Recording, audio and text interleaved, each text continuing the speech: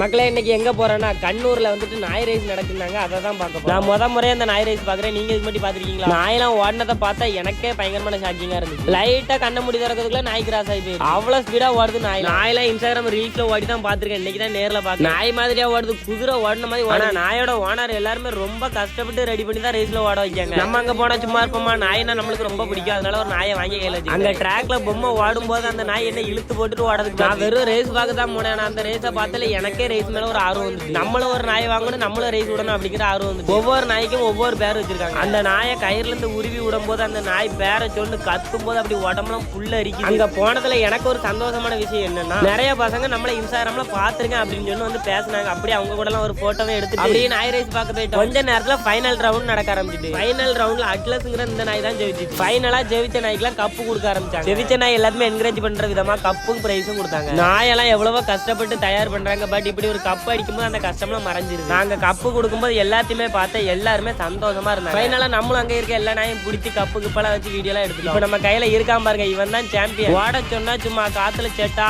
பறக்க. இவன் பேரு அட்லஸ்.